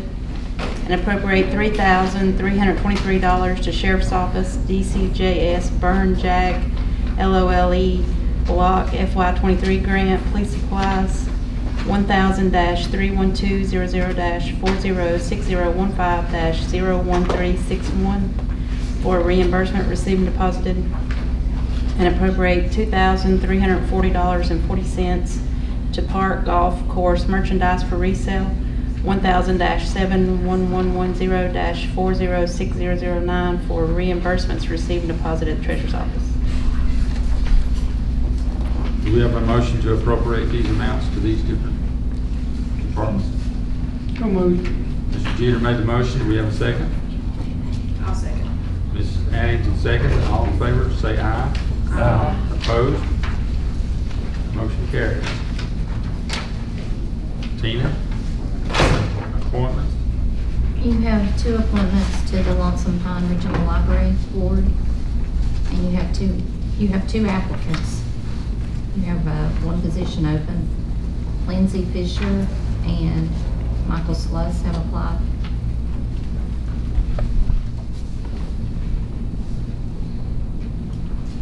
Do we have any nominations for the Lonesome Pine Regional Library? I'll nominate Lindsay Fisher. Darrell made a nomination of Lindsay Fisher. Do we have a second? I'll second. All in favor, say aye. Aye. Opposed? You usually do you appoint by acclamation? With Have a 2? motion for, There was 2, correct, Tina? There are 2 applicants and 1 position. We do it correctly. no, you usually have a nomination, and then you have a motion, the nomination. Okay, ceases, you appoint nomination by acclamation. Mr. Jeter. Need a motion. Nomination ceased. Yes. I'll make a motion that nominations cease and we vote by acclamation. And we need a second for that. Do we have a second for that? I'll second. Mr. King, second. All in favor, say aye. And that does it. Yes. Okay. We'll get that down one of these days. And you have 1 position for the Tourism Development Committee, and you have 2 applicants, Jay Smith and Courtney Lynn-Stidham. I just want to say a little bit on Courtney's behalf. She couldn't be here tonight, but Courtney has went through the Scott County Leadership Training. I think Mr. Skeen, you may have seen her in there, seen what project that she worked on there. It was the story walk in downtown Gate City. She really helped get that going and helped raise the money for it. She's been a valuable asset to our community in my district, and I told her that she should, apply for this. I'm going to recuse myself from voting or nominating for her, but I hope that one of you all would take that up and nominate her, because I think she's pretty great. Do we have a nomination then? I'll nominate Ms. Stidham. I'll. Acclamation. Oh, I'll make the motion that Nominations nominations cease. cease and we vote by acclamation. And we need a second for that. I'll second. Darrell seconds. All in favor, say aye. Aye. Opposed? Ms. Courtney Stidham. You abstain. And I abstain. Mr. Chairman, can I? Sure. Just again, real quick, before I leave, this is for Frida, I forgot to. This is the Okay. signature sheet, but I also need, the resolution, like we do all the time, to send it. So, I'm going to be going from you, and you can send the resolution. Okay, thank you. See you. Sorry. Be careful. See you. Fine. Okay, we have Tina, Planning Commission. You have 1 position for the Planning Commission. You have 1 applicant, Jay Smith. Jace Smith. Jace. Jace, J-A-C-E. Jace. J-A-C. Jace Smith. We have a nomination. I'll nominate Jay Smith. Darrell nominates Jay Smith. I'll make the motion that nomination cease and we vote by acclamation. Do we have a second? I'll second. Mr. Addington, second. All in favor, say aye. Aye. All opposed? Jay Smith, for the Planning Commission. you're up to date. The county attorney's report. You all have my report mentioned in there. I think you're considering an exemption for sole proprietors from the tipping fee at the transfer station. If you want to carry that out, I think that ordinance is the best way, the solid waste ordinance. We can amend that and have a public hearing on that next month. You just need to decide what amount of an exemption you want to do. We decide that tonight, or we decide at the public hearing? It would be best to do it tonight, and we'll put that in the ordinance. Discussion of our board members possibly. Mr. Deal is here tonight. He's one that we've been speaking about. And this would be for him and any other sole proprietor, so we're not favoring any particular person, but anyone that meets that criteria.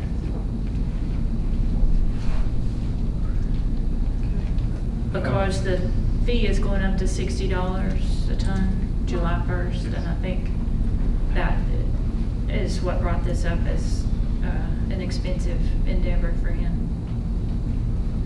Did you want to speak, Mr. Deal? I hadn't really prepared anything. I just guess I would just say that I'm Mike Dion with Clinch River Trash Service, and we've been serving the county for almost 5 years now, and have worked very hard to provide a quality service to our county. And we have been, just continuing to move forward. We have continued to grow. We're the largest we have the most customers we've ever had. Continue to take on customers regularly. And I guess I would just say, as a service to the residents of our county, it's also a service to the county as a whole. We are hauling garbage that the county doesn't have to haul. And we have been paying tipping fees to transport that garbage, whereas if we weren't providing the service, all that garbage would be on the county to haul and to pay to transfer it and to dispose of it at the landfill. And so especially as we saw the rates increase by 50%, that's huge. It really makes me even wonder if we can even continue to provide that service to this county. It's a huge concern. That is, our tipping fees are by far our greatest expense. And it's going to cripple us from really, and I've had thought we could raise our rates for our customers. Not only would I lose customers in that process,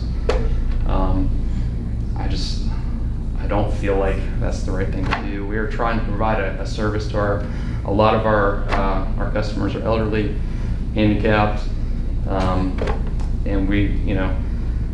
it's not a realistic option to me. And so I don't want to be redundant, other than I've loved working in Scott County. I've worked very hard to build this business. When many people told me that wouldn't work, and it has worked, and it continues to work. And we want to continue to provide this for our county. And I'm asking for the county's help to help us continue to do that. And if this was, I'm not going to make a request as far as what the exemption should be. I'll leave that up to y'all. The greater the exemption to us, it's going to enable us to serve more residents in the county. I feel like long term, we could be the solution to the waste management problem in our county, at least to some degree. And we desire to do that. We are a business, but there's more behind this business to me. We know many of our customers. It's if you ask just about anybody who uses us or knows us, they have we've developed a very good reputation. and we want to continue to do that. So, and I'm asking for y'all's help. So, that's it. Yeah. Mr. Deal's business hauled 232 tons last year, 19.34 tons a month. That's the equivalent of 2 Packer trucks or about 5 of our solid waste centers full of trash. So that's that much trash that we didn't have to transport to the transfer station. And as of January 1st, we're hauling about, I think about 30 tons. Yeah, that's last year's number. Yes, You sir. increased Yeah, the we're hauling about customers. 30 tons of garbage each month now. So.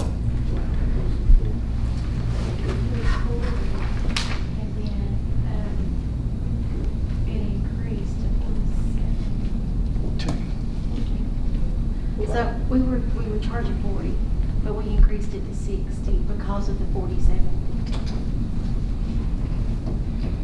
I did speak to Mr. Dill, and he has 3 commercial customers that he services.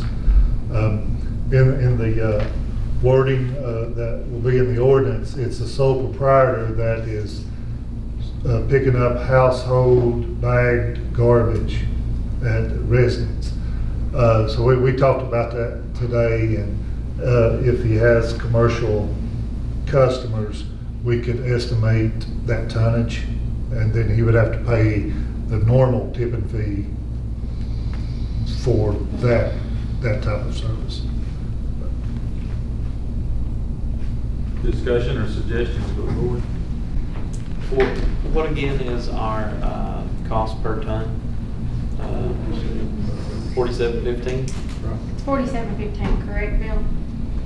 That's what our increase was. It went from 40. That about, yeah. Yeah, 47.15. 15. That includes tipping and transportation. Okay.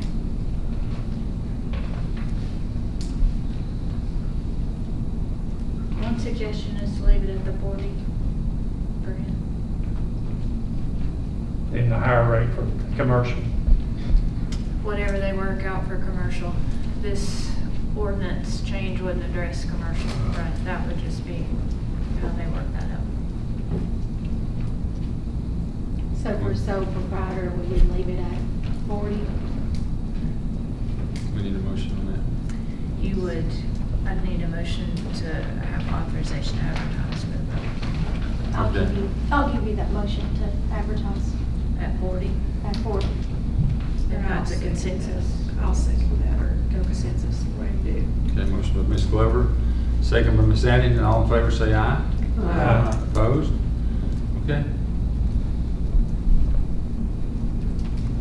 That's all I have, unless you all have questions. I do have something. The lady that spoke earlier had some concerns about meetings and sunshine laws. And I think she was referring back to the Mr. Kilgore, Mr. Bricky conversation. Were you involved at all with that? Involved with what? That communication between Mr. Kilgore and Mr. Bricky? No. I was in my car at the time. I've had a couple of legal professionals say that was an illegal meeting. Could you express your opinion on that? What was an illegal meeting? A phone call? A phone call with The citizen and the Mr. supervisor? Kilgore and Mr. Bricky. That's, a meeting is, a quorum of your board would be 4. A meeting of 3 or more of your board is considered a meeting. I have advised you all before you ever came on the board to not correspond by email simultaneously, like everybody sitting at their computer writing back and forth at the same time, because that could be considered a meeting, which would be in the dark or against FOIA. I have not seen you all do that at any point. You're allowed to email each other, Yeah, but like it's on not a meeting. Like on a group email, where you include everyone. Is that Yes, okay? that is not a meeting, Okay. because it's not happening It's the simultaneously. frequency that makes the difference, right? If we have a group email and say, you know, I send something out and Mr. Skeen immediately responds. And then I respond. And then Michelle and then- responds. Yeah. That would be That's what a constitutes meeting. that. Yeah. Okay. And again, I have not, any emails that I have seen of you all as a group, you have not done that. Excuse Or I me, would have but called could your y'all attention. speak up a little louder? I'd really like to hear this. Bill, can you turn this up any? It'll rock. Oh. It'll get feedback. Gotcha. Is there anything that we need to clarify that you missed? No, I don't think so. I think I caught it all. Well, there is recording, Heritage TV, and also YouTube, is that correct? Yes. Okay. So you could get on either of those. All right. These mics do pretty good with picking up even my muffling on there. Okay, we'll move on to number 13, Ms. Starnes. Under claims, you have that in your packet. The general fund balance after claims for this month is $7,492,230.10. You have a comparison as well. The school system still has about $550,000 to pull down by the end of June. So that will contribute a little bit to being above where we were in 21 and 22. As far as claims for the month, early sets totaled $751,734.99. Current claims are $133,605.46. Total claims for the month that need to be approved is $885,340.45. And you do have a listing of the 5,000 and over claims. If you want to look through those and see if you have any questions.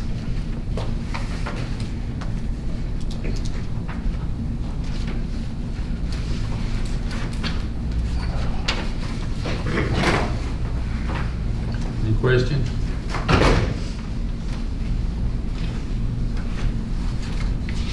If there's no questions, just need to approve the claims totaling $885,340.45. We have a motion to pay the bill. I'll make that motion. Ms. Glover made the motion, Mr. Manning second. All in favor say aye. Aye. Opposed? I do have one thing under miscellaneous. I just want to remind you that the Virginia Association of Counties Region 13 meeting is next Tuesday. If you are wanting to attend that, please let me know where I can register you. I registered online. Okay. Yeah, I've already So registered I as registered well. online. I was gonna ask you about that. Okay. So, make sure that it went through. Well, I hope it did. I have no way of knowing. That goes straight to VACO. All right, good. Okay, we're down to Board of Supervisors comments, requests, and recommendations. Anyone have anything? I do have my usual VDOT stuff, but if anybody else wants to go first.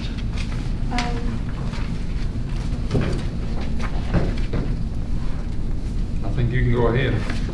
Okay, I only had 3 work orders that required follow-up, and I contacted Mr. Sumter with email, and they were addressed immediately. And I had no orange bag reports of being out too long. Meetings attended, I did go to Lena Wisco along with a couple other members, and that was last night. The Smart Scale application for, I think it's the intersection there at McDonald's, is that the one that they were talking about? Frida, is that it? I was confused because I got the natural tunnel intersection. Tell me what you're talking about first. We were in Smart Wisco scale. last night. Smart Scale. We have smart scale projects at both. Is this the new application or a project that's already That's approved? what I didn't get. Well, I Did think you he down? was, I thought natural tunnel, but he was talking about there, I think the intersection He is what was, they're but- going to apply for. Lena The Wisco. Duffield intersection has dual turn lanes that's already approved. That will be in a couple of years a project. We've already been funded for that in a round of smart scale. The natural tunnel intersection was screened out in our pre-application, but with some things that we can correct, they are going to look at our full application, which is due in July. Okay, that's the one he was talking about then. I thought Mr. Lawson was confused on that. So I'm thinking it was natural tunnel that he was discussing. He mentioned natural tunnel Parkway. Is Yeah, that was 8. Is that at natural tunnel or is it at McDonald's? It's at Natural Tunnel. Yeah, $8.99 or something. The only thing that's there at the McDonald's intersection is the dual left turn lanes going toward Temper. That we're gonna change that into dual lefts. That's already been funded and is in the pipeline whenever we get to our year. Well, it's the natural tunnel, because he said he's getting ready to do the application, and he felt good about it. So. Yeah, the planning commission will be adding that to the comprehensive plan. You get extra points when a road that you're doing a smart scale application on is in your plan. So that will go to the planning commission and then it will come to this board for approval before our deadline for the application.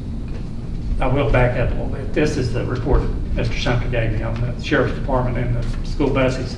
And I'll do a snapshot of that and email it to you. But they got them all except a couple. So I was real impressed with that. Something that I tossed out before is the reason we're working through 8 or 9 budget sessions is because we don't have any revenue. Last 20 years, actually, except I think over in Dungannon, which we're still paying for that. I would like to do a monthly update, and I think citizens deserve it, on our progress from the EDA department when these 3 areas, Duffield, Weber City, and Dungannon. Not specifics and names, but just in general progress. I think if we were, somebody mentioned tonight, spent some time on that. If we were making progress with economic development or industrial development, we wouldn't be going through 9 budget sessions. So I would like to get an update, and I think some good things are starting, seems like coming. But I think people would like to know that. So I'm suggesting that we get a monthly update from the EDA. Would that be an email, or would you want them here in person? Email would be fine, just so we could read it to the public, so the public would have a general understanding of those 3 areas. How would that be any different than attending the EDA board? You attended the last meeting, right? Right. Can you share with us what came out of that? We're working on stuff. That's Most of it's done in closed session. That's what I'm saying. People want to know what's going on. Even if they send an email, the email would just say that they're working on things, because they can't violate their own. Violate their own codes. They can't speak in general terms. I'm guessing they could say there are prospects and. Ms. Cagle, can the EDA communicate with the Board of Supervisors in a way that doesn't jeopardize any agreements? I think Mr. Kilgore does that quarterly already.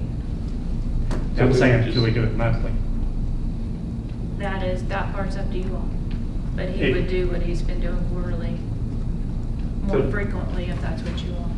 So I'm making a recommendation rather than quarterly, we get a monthly update with a quarterly live appearance.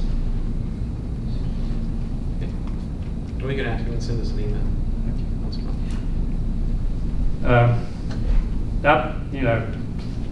Stephanie and I have been through this budget process. Seems like, what, March? Seems like a long time. But I've learned that Ms. Starnes is excellent at the financial part of her job. And we had some conversation this week about problem solving. And I would like to ask her to get more involved in problem solving. I think she'd do excellent at that. And the one thing that I would like to address maybe at our next meeting is litter control or waste management. We seem to be kicking that around a lot, but never get any resolution. So I would like to ask Ms. Starnes to kind of head that up and to make suggestions at our next meeting in July on how to resolve these issues that we seem to keep having. What issues are you talking about, Eddie? Some people are concerned about closings during operational times, separation of steel or the metal. People are stealing the metal out of the bins. Yeah, and they're putting the wrong stuff in the bin. Yeah, they can't manage what goes where, the recycling portion. One way you can kind of handle that is somebody there all the time, and that's a big expense. Well, there are other options, and I think some of the things are being offered by the people that work at Midway. Some suggestions. I think we should continue that meeting that we discussed with them. Would you like to weigh in? I think that we need to bring the guys who do work for the transfer station and the waste sites, and I think they need to come before the board and they need to talk to us about their concerns and what's going on at these sites, because we're not them. We don't see it day in and day out, but they do. They see it every day, and I feel like we need to hear from them what is going on behind the scenes that we don't get to see, that they do get to see. I think one day last week, didn't they dump a bunch of tars out there to Rocco? And I mean, you've all heard me mention about cameras. And, but I mean, it, like you said there, it's a lot of things goes on behind the scenes that we don't see. And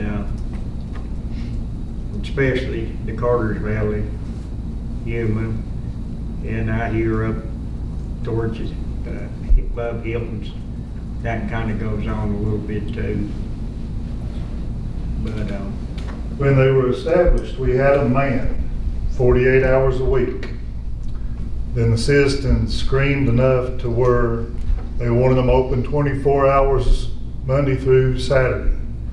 You cannot man them 24 hours. They cut the hours in half to save some budget line item.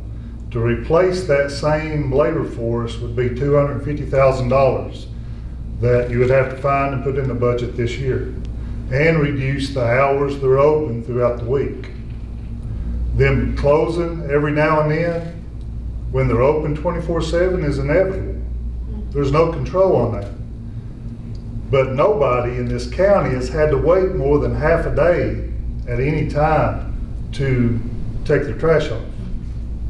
Now, I never go when it's closed because I don't go Monday mornings. I adjust my schedule to go when I know it's going to be closed. You won't go on a Thursday and they be full. So there's some, if the convenience that we provide causes a lot of the problems that you're talking about. If we close them down, have hours, the only way to do that without increasing the labor cost is to use the current labor cost and only have them open the hours available.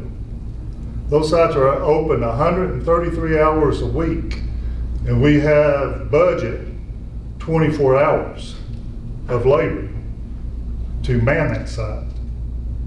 So if you guys want to close them every day and pay for the labor to man them, that would be great. That would take care of a lot of the Tennessee trash, the metal being contaminated, but the cost of the Tennessee trash and the metal being contaminated will not even reach the labor cost for that to happen.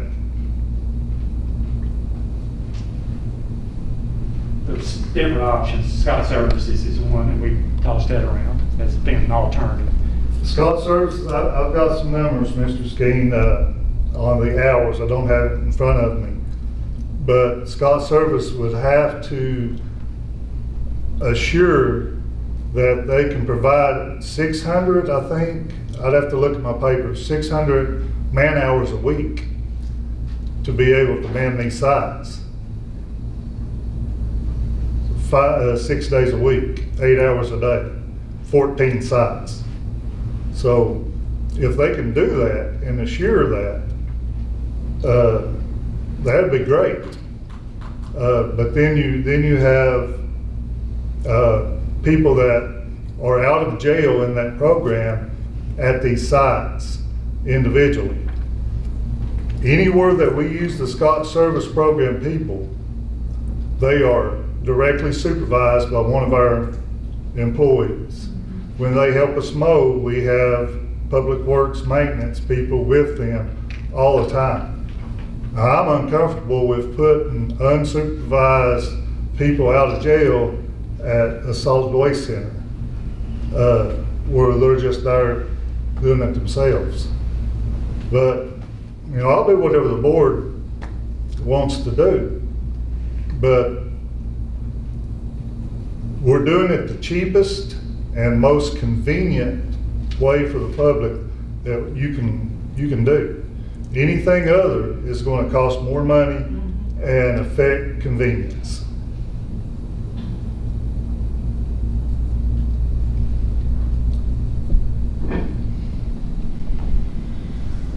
Ted? Any other Do you accept the challenge? supervisors' comments, requests, or I'll see what I can do. recommendations? I've got one thing. We talked about during the budget meetings and everything that we were having about the building permits. Can we put that on July's agenda to talk about the raising the price of the building permits? Would you mind if we do that a little bit later? So August? August, September, where we can have time to gather information and Okay, maybe that's see fine. what other localities are doing. I just know that we talked about it, and I feel like it needs to be brought up. Yeah, let's do that early fall. That way it'll give us time to gather information and see what other localities are looking like, if that's okay with the board. And will we have to do a public hearing on that also? Yeah, if you Okay. raise those, yes. Okay. Sounds good. Anything else from supervisors? I'd just like to say that we really appreciate all the staff here. Y'all have been doing a great job. We really appreciate it. If we're finished with item 14, we'll move on to 15, closed session. We have one item to go into closed session, and that is number 3, real estate. Do we have a motion to go into closed session? So moved. Go ahead. Darrell made the motion, and I'll make this Ms. second. Glover second. All in favor say aye. Aye. There's a statement I must read. On a motion by Mr. Jeter, duly seconded by Ms. Glover, this board hereby enters into closed section pursuant to Virginia Code Section 2.2-3711 for discussion of A3 real estate, Gate City. We need a voice vote of yes or no. All in favor say yes. Yes. Yes. Opposed? Take a 5-minute break and we'll reconvene in